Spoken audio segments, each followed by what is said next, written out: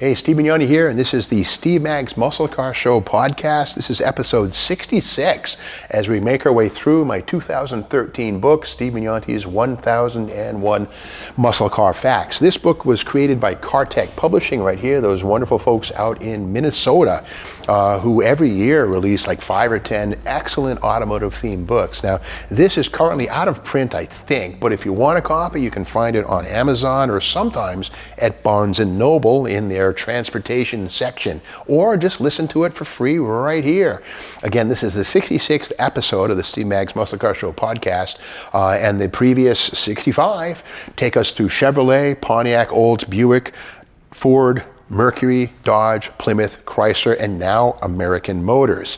And we'll wrap it up with Studebaker coverage in the final couple of episodes. But on this one here, show 66, we're into the press commentary and number crunching department of American Motors. And this is kind of the most interesting section, if you will. In number crunching and press commentary, we get into the take rates for unusual options. And in press commentary, we take a look at what magazines were saying about some of our favorite muscle cars. And again, this is about AMC. And also certainly want to thank our sponsors here at High Octane Classics in Auburn, Massachusetts, located at 143 Washington Street. And I'm sitting next to one of their cars. This is a 2018 Demon, a low-mile example, and these were and are probably the quickest, fastest rear-wheel drive production cars ever with gasoline power. And who knows what comes next, but this is a 4-year-old car, and it looks about as fresh as a new one, and it's amazing. There are 3,300 Demons on the planet, not 20, not 70, as this book's full of limited production muscle cars, but these things are everywhere, which is awesome. And that doesn't even include the Hellcats, of which they make about 25,000 a year. There's a lot of these things running around, and let alone the Boss Mustangs and the Camaros. I mean, the good old days are kind of right now. But in the meantime, if you want to learn more about this Demon or the 100 or so other special interest muscle and collector cars here at High Octane Classics, check out the High Octane Classics website or give them a call at 508-859-4515. But until then, let's get into number crunching and press commentary, American Motors style, with fact 931. And here we go. We're talking fish, or automotive fish. If a Stingray was cool, then so was a Marlin, right? Well, not so fast. Affixed to Kenosha's image-building fastback model, the final year for the Marlin, 1967, it grew up a bunch compared to its 1966 predecessor. Here's a comparison.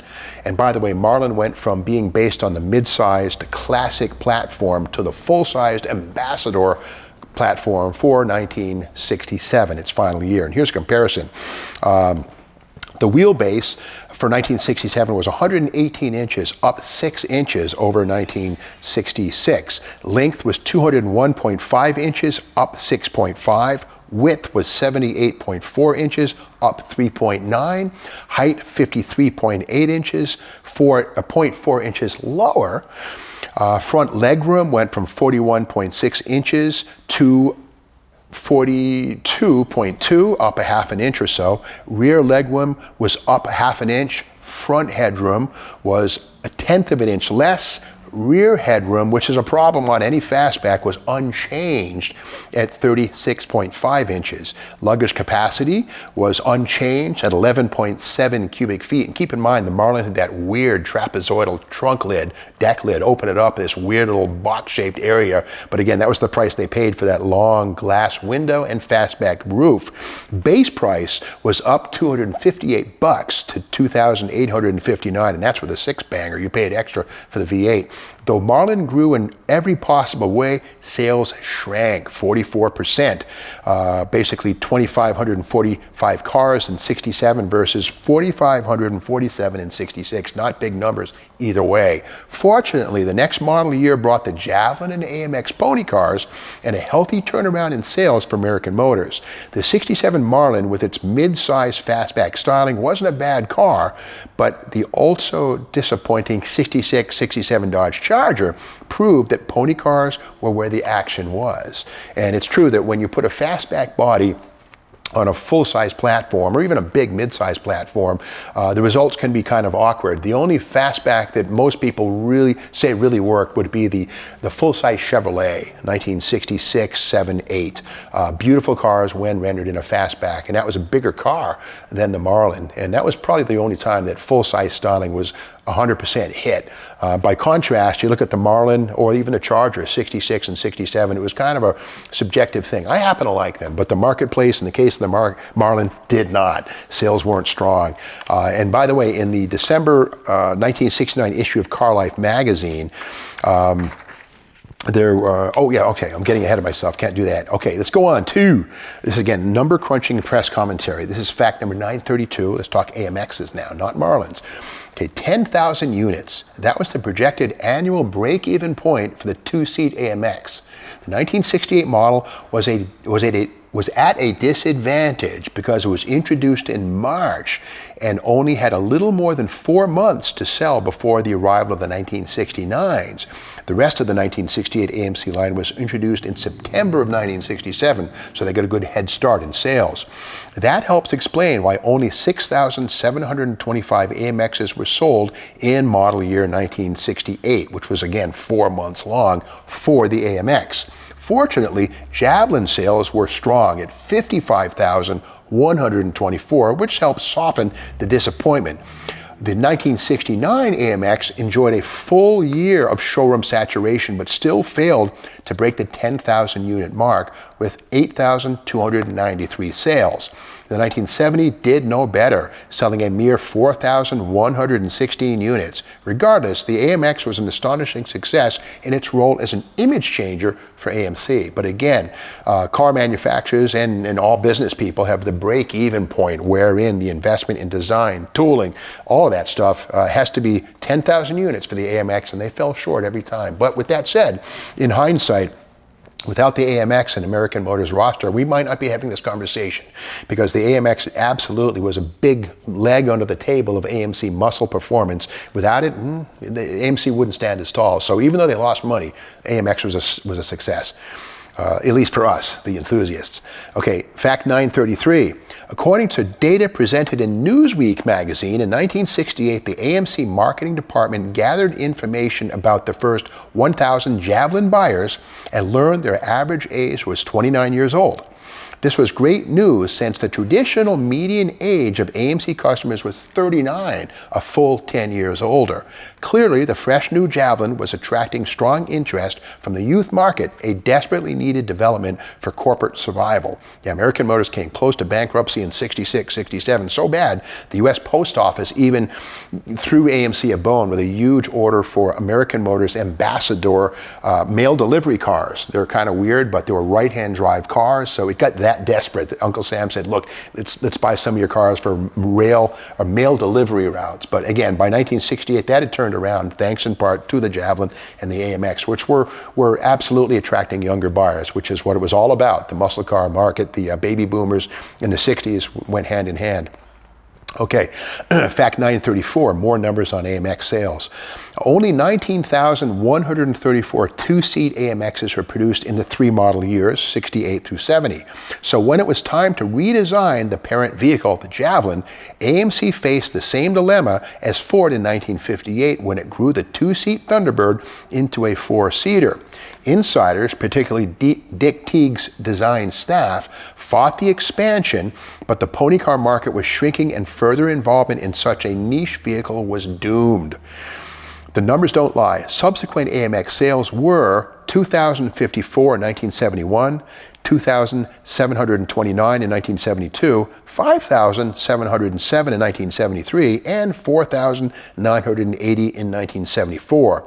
With a 10,000 unit annual break-even point, perpetrating the abbreviated two-seat platform would have been a catastrophic money drain. It's true, sometimes even though a car is popular for us now in hindsight to look at, they maybe didn't sell so well they were new. Okay, let's go with more 69 AMX information with fact 935. If you own a 1969 AMX with a VIN between 213-560 and 213-612. Congratulations.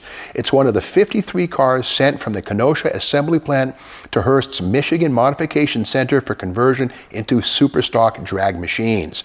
These cars bore serial numbers but were not intended for highway use. None were fitted with a door-mounted riveted body number plate. Rather, the area was covered by a yellow warranty disclaimer sticker. We talked about these 53 69 superstock AMXs in the previous few episodes of this, where we talked about body and interior, suspension and brakes, and engine and driveline. And it is true that while those cars did have consecutive VINs between 213-560 and 213-612, they were not really meant for street use. By contrast, cars like this Demon are absolutely streetable, but that can't be said for the drag pack Challenger of more recent times, or the Copo Camaro, or the Cobra Jet Mustangs, which are strictly weekend warriors. But the AMX Superstockers of 1969 kind of fell in the middle. They had VINs, but they didn't have door tags. Kind of a weird place to be. Okay, let's talk more here about Corvettes and AMXs with fact 936. Even though AMC published at least one magazine ad showing the two-seat AMX posed with a Corvette, and they called it America's other two-seat sports car, the March 1968 issue of Car Life magazine reported, quote, American Motors executives are emphatic about the relationship of the AMX to Chevrolet's Corvette. They state that the AMX is not, repeat, not, in direct competition with the admittedly more sophisticated, higher performance Corvette. But they're quick to point out that the AMX is priced about $1,500 to $2,000 less than a comparably equipped Corvette, end quote. Well, you know, I don't think anybody's going to confuse an AMX with a Corvette, but it is true that with two seats, they technically are both sports cars. And yes, American Motors did make hay of that fact with some magazines ads showing an AMX and a Corvette in the same shot. One of the few times that an automaker openly promoted another manufacturer's offering at the same time in the same model year. But with that said, I'm sure that American Motors didn't see the Corvette shopper and the AMX shopper as being the same thing. But they gathered a little bit of limelight by posing those two cars together. Didn't hurt. We're talking about it today, aren't we?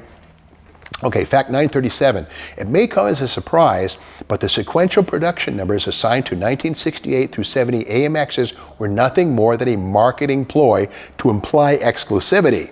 Conjured by AMC ad agency Wells, Rich, and Green, the engraved dash plaques were applied in a random fashion and do not contain any useful information, nor do they correspond with the VIN sequence in any way. The first 50 1968 cars were fitted with cast metal plaques that simply read AMX and were installed above the radio. Subsequent plaques added 5 digits to suit AMC's expressed plan to cap annual production of AMXs at 10,000 units, although peak output only hit 8,293 cars in 1969. Even though it was pure hokum, the scheme had its entertaining moments. The plaque in 1968 Playboy Playmate Angela Dorian's pink AMX reads 36, 24, 35, a guide to her measurements. Unlike the dash plaques applied to cars such as the Cosworth Vega and Bricklin SV1, which were sequential and fully monitored, AMC was just having a little bit of fun. It is true, if you look in most AMXs, you'll find the plaque on the dash with, AMX number or whatever the heck it is, and that's all it really means. It doesn't coordinate to anything. But again, it was great marketing. We're talking about it today, part 10. All right, fact 938. Let's talk about some Mopar and American Motors comparisons. This is a quote right here. If the 440 SIG-Pack Challenger's optional disc and drum brakes get good marks, and they do, then the discs on the 1970 Javelin 390 Go-Pack win 2 gold stars. Stopping distance on the first stop was just about even and short. The Challenger faded with use, which isn't that bad because the first stop is the important one, but the Javelin didn't fade. On the 8th stop from 80 miles per hour, the Javelin would still pull a high deceleration force and stopped in 10 feet less than it did on the first stop. End quote. Clearly, road testers in the December 1969 issue of Car Life magazine were pleased with the Javelin's brakes, which offered 371 square inches of swept area versus the Challenger RT's 315 inches. The Javelin's 3780-pound test weight also played a role in the superior braking. The convertible Challenger, a 446 pack, tipped the scales at 4,325 pounds. So that's an interesting thing. A quarter ton or 500 pounds was the difference between a 446 pack 446 pack Challenger and a 390 Javelin. So it's interesting that although the Javelin maybe didn't have as much acceleration potential, well, the car life testers decided and proved that the Javelin had better braking than even the 446 pack Challenger with disc brakes. Interesting. More magazine information here with fact 939. The August 1957 issue of Hot Rod magazine, my alma mater, I was there between 1998 and 2005. 77 issues have my name on them. Anyway, the August 57 issue of Hot Rod magazine contains a full Rambler Rebel road test entitled Rebel Brakes Ranks. The test car was evaluated by Ray Brock, who wrote, quote, "The acceleration was very good, 9.4 seconds to a true 60 miles per hour with our Hydromatic equipped test car and its 3.15 to 1 rear axle. The same car with standard transmission and the 410 rear end is reliably reported to be 8 seconds flat, 0 to 60.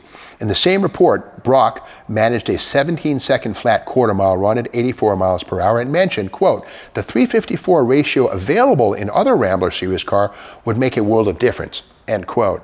It's true that rear axle ratio has a major role to play in the acceleration rate of any car. And the Rebels came standard with 410s, but only with the manual transmission and overdrive, and of course 315 gears with the automatic. But by contrast, 354 gears were available in other American Motors products and apparently were not available in the Rebel. And it came with one of those two ratios. So again, the 354 ratio would have been a good swap, and I'm sure a lot of people did install it. The only downside is we've seen in earlier episodes of this, the Rebel came with a torque tube rear suspension, so digging into that differential was a little more complicated than it would have been, say, on a Chevy 12-volt or something like that. But anyway, that's information on acceleration from the 57 Rebel. More of it comes here. More Motor Trend Rebel data. Fact number 940. By contrast, Motor Trend magazine, not Hot Rod, their tester, Joe Wary, got hold of a Rebel equipped with a 3-speed stick for the April 57 issue of Motor Trend and took full advantage of the standard issue 410 axle, saying, quote, from scratch, the Rebel made 60 miles per hour in an average of 7.5 seconds. The rider only on board. With 3 aboard, the best time is 7.8 seconds. And that is high performance, believe me, when family cars are under discussion, end quote. For sake of comparison, the 1970 390 Javelin SST, tested in December 1969 issue of Car Life, did 0 to 60 in 7.6 seconds. But let's remember, it was an automatic equipped car with 315 gears. The real secret of the early Rebel's quick acceleration was its stiff 410 to 1 axle ratio. Cram similar gears in the 390 Javelin, it'd be in the 6-second zone. But again, for 1957, 410 axle was a pretty steep axle, but keep in mind that was with the overdrive, which meant that once you put the thing in third gear, which was direct with the 3-speed manual, then you hit the overdrive switch, which turned that 410 probably into a 310 ratio or something like that once the overdrive kicked in. So again, with the overdrive transmission, you had your cake and ate it too, but the only thing is you had to shift gears and work the clutch, which of course was the whole point of having an automatic, getting that stuff out of the picture. At this point, I do want to stop and thank our sponsors here at High Octane Classics on 143 Washington Street in Auburn, Massachusetts. I'm sitting here with this 2018 Demon, which is one of about 100 special interest collector and muscle cars available in their inventory. Today we're shooting this on March 8th, 2022. And hopefully this car will be around if you should happen to call and want it, but it won't be around for long. But there are lots of other cars, Ferraris, Porsches, Challengers, Chargers, Mustangs, Chevelles, Corvettes, all right here at High Octane Classics. To learn more, go to the High Octane Classics website or call 508-859-4515. Okay, let's get back to some more acceleration terms. And in an earlier episode, we did talk about American Motors President George Romney in 1964 saying something kind of silly. The only race American Motors cares about is the human race. Well, 5 years later, in 1969, Fact 941 sheds the light on the difference. Quote, a Rambler that does the quarter mile in 14.3 seconds, end quote. That was the performance claim made for the 1969 SC Rambler or Scrambler 390 in a surprisingly brash full-page color ad created by AMC's ad agency, Wells, Rich and Green. Truly unimaginable. Only a decade earlier, then AMC president George Romney would have likely fired the responsible parties. But when the SC Rambler or Scrambler ad appeared, Romney was ending his 1963 through 69 tenure as governor of the state of Michigan. He was also absent when the Test Drag a Javelin magazine ad touted the 343 Javelin's 15.8 second ET capability early in 1968. There's no doubt the creative input of the Wells, Rich and Green ad agency played a huge role in saving AMC from extinction. In fact, here's that magazine ad right here, and there it is. It's the headline is an AMC that does the quarter in 14.3, and believe it or not, these things would do far better than 14.3 with 315 horsepower, a 390 in maybe a 3,000-pound car with a stick shift, and a 354 axle set of slicks. This thing probably would go mid-13s on a prepared surface. So this ad really was proof positive that American Motors had totally did an about face. They recognized the muscle market, the youth market, and sales improved as a result. Okay, let's move on to fact 942 and talk more about American Motors advertising and how unusual it could be at times. Not all of Wells, Rich and Green, or WR&G, ad campaigns were direct hits. Take the 1970 Rebel Machine's wacky, self-effacing promotion. Key to the student protest movement, which was anything but funny, various print ads depicted flower power kids holding up signs that read, "Up with the Rebel Machine." Ironic copy flowed freely, such as, quote, "If you have delusions of entering the Daytona 500 with the machine or challenging people at random, the machine is not that fast. You should know that. For instance, it's not as fast on the getaway as a 427 Corvette or a Hemi, but it's faster on the getaway than a Volkswagen, a slow freight train, and your old man's Cadillac," end quote. A slow freight train, huh? Irony is not always compelling. Very strange. The AMC machine ads referenced the Hemi, the 427 Corvette, and in a way that made their car seem lame.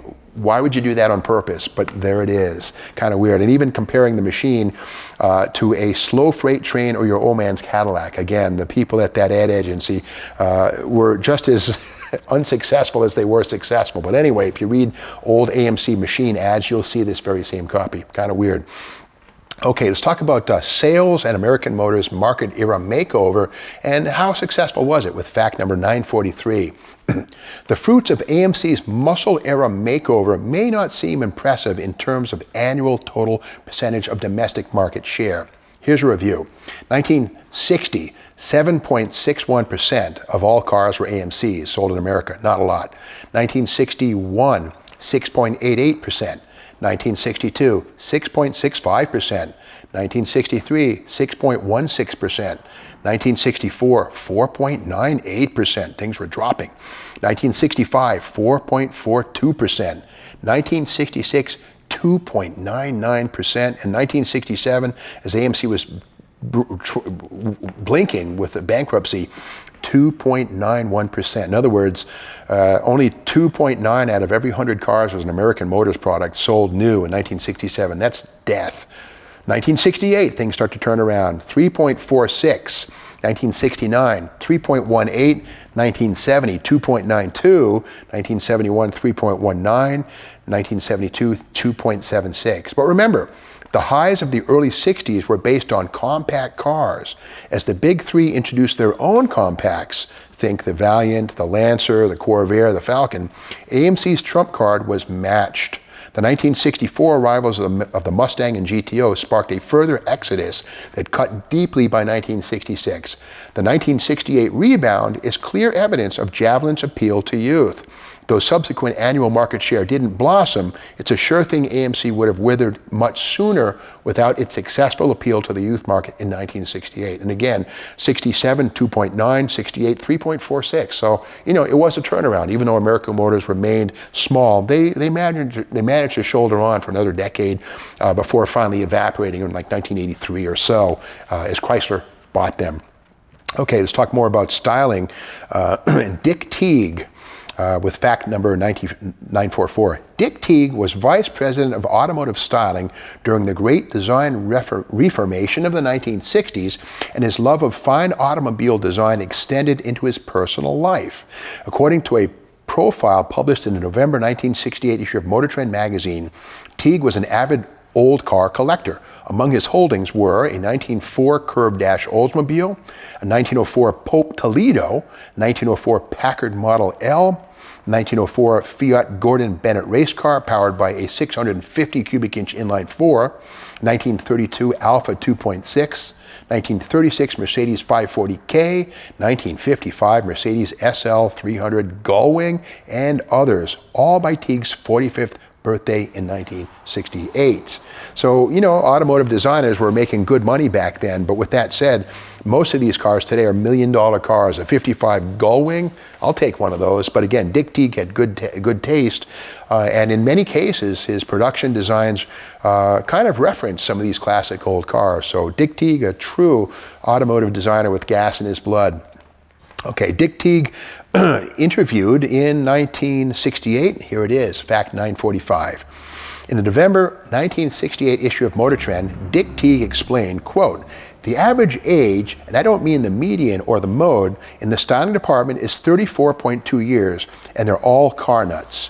Some are wild about classics, some about sports cars, some about hot rods, and we hope to see our cars reflect this in the future. At least management is letting us show them things now, which wasn't the case years ago," end quote.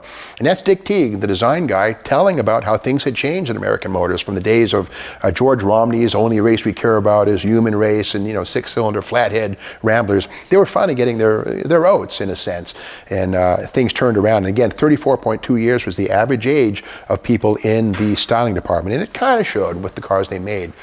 Okay, let's move along now to fact number 946 with a quote. "All right, American Motors, this time you've gone too far. You can't just take your Clark Kent model into George Hurst's phone booth and walk out with a supercar. When performance means only quarter-mile times, it's stupid and dangerous," end quote. Criticism like that would never come from straight-line enthusiast publications such as Superstock and Drag Illustrated, Hot Rod, or Carcraft, but it's much more of a surprise from the writers of Car and Driver, who have always been more about the overall driving experience. Still, in its May 1969 test of the SC Rambler 390, or Scrambler 390, Car and Driver scribes praised the SC Rambler's brakes, saying, quote, "The car came to a very controlled stop from 80 miles per hour on its second run in a distance of 244 feet. That places it in the same category as higher-priced hunk of Exotica tested elsewhere in this issue." The reference was to a Jaguar 4.2 XKE, which took 256 feet to stop from 80 miles per hour and had four-wheel disc brakes. That's interesting. Think about that. The 390 Scrambler went 244 feet from 60 to 0. The Jaguar went 256 feet. And again, this is 80 miles an hour. So actually, the Scrambler was a quicker stop than the Jaguar. Interesting. But with that said, Car and Driver magazine was not happy about the big power. They say here it was stupid and dangerous. Clearly, Car and Driver wasn't as cool to acceleration as Superstock would have been. I'll leave it at that. Car and Driver is still around, by the way. Superstock isn't. I'll leave it at that, too. All right, magazine, that is. Okay, more of this information on production numbers with fact 947. Every car maker has a halo model that's meant to shine its majestic light onto the more practical, in other words, less exciting offerings in the showroom and open road. It's the old bait and switch ploy. The 1965 through 67 Marlin Fastback took the job with mixed results. With a total output of 10,327 units, 1 in 38 American Motors passenger cars built in 65 was a Marlin. Total AMC passenger car output in 65 was 391,373 units. For For 1966, the ratio was 1 in 59 AMC cars sold was a Marlin, down from 1 in 38. And in the final year, the upsized Marlin accounted for only 1 in 88 new AMC products rolling off the Kenosha, Wisconsin line.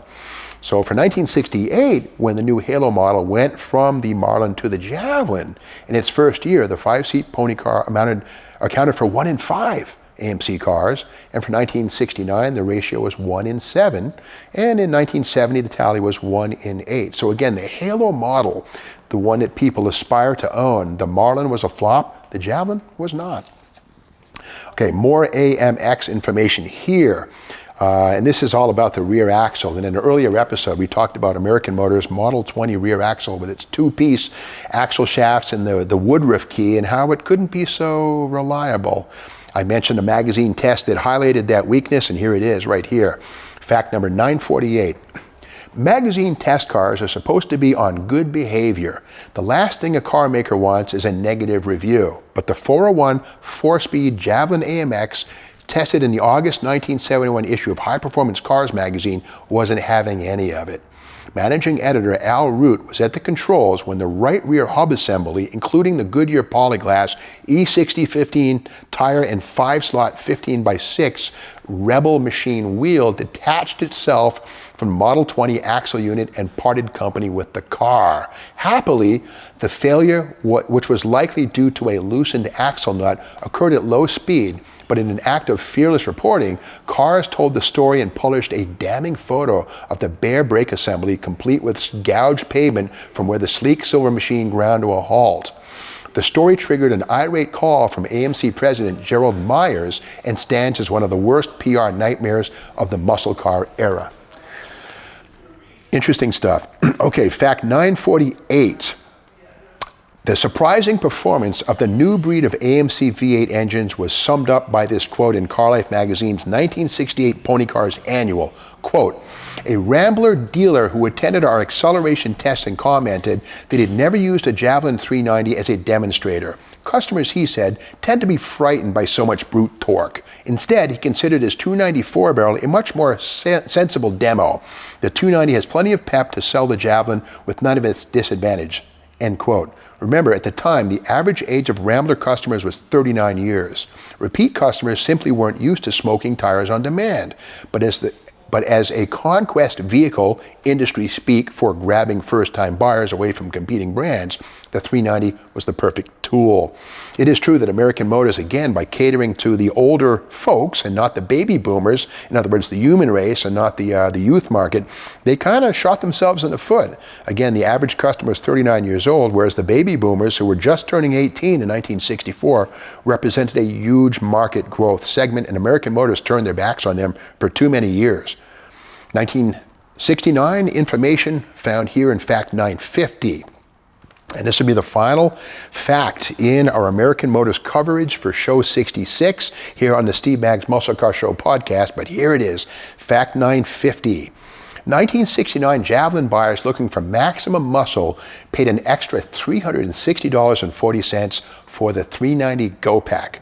The money replaced the standard 200 horsepower 292 barrel and the burly 315 horsepower 390, and also included power disc brakes, E7014 wide profile redline tires, handling package, and dual non-functional fiberglass hood scoops.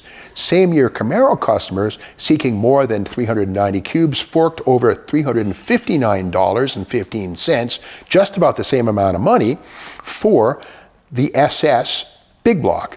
And the money breaks down to $295 for the mandatory SS disc brake and suspension upgrade, plus $63.20 for the 325 horsepower L36 396 Big Block. Displacement-focused Mustang shoppers seemingly got a deal, as Ford charged only $158 for the S-Code 320 horse 390 optional Big Block, but quickly realized its standard drum brakes were marginal. You paid an extra $64.77 for disc brakes on your Big Block Mustang. All three pony cars came standard with 3-speed manual transmissions. Stepping up to a must-have 4-speed cost $192 in Javelin, $195 in Camaro SS 396, $253 in the 390 Mustang. Sure, the Camaro SS 396 might have been $1.25 less expensive to supersize, and the 390 Mustang $106 less, but their big block engines created a seriously nose-heavy car. By contrast, the AMC 390 weighed within 20 pounds of the base 290 V8. Which one would you have chosen? So that closes our American Motors coverage here in my 1001 Muscle Car Facts book, and sets the stage for episode number 67, wherein we explore the world of Studebaker muscle cars. Yes, Studebaker was involved in the muscle car market, even though they ceased production in America, I think in December of 62, or maybe 63, but they kept building cars in Canada through 1966. But again, those were strictly economy cars, although some had 327 Chevy engines. But with that said, this is the closure of show number 66, AMC's. For show 67, we'll move on to Studebaker, which is coming up shortly. But in the meantime, I want to thank our hosts here at High Octane Classics in Auburn, Massachusetts. Visit the showroom here at 143 Washington Street in Auburn, Massachusetts, and see cars like this 2018 Dodge Demon Challenger. Fantastic car. And we're shooting this episode today on March 8th, 2022. Whether this car is still here or not when you call, well, it's up to you. You better rush. If you can't find this car in stock, there's about 100 other specialty interest, collector, and muscle cars, Ferraris, Porsches. There's all kinds of stuff here. Camaros, Mustangs, Challengers, Roadrunners. It's all here at 143 Washington Street in Auburn, Massachusetts. Give High Octane Classics a call at 508-859-4515. And by all means, stay tuned for the next installment of the Steve Maggs Muscle Car Show podcast, where we attack Studebaker muscle. Till then, hasta mañana.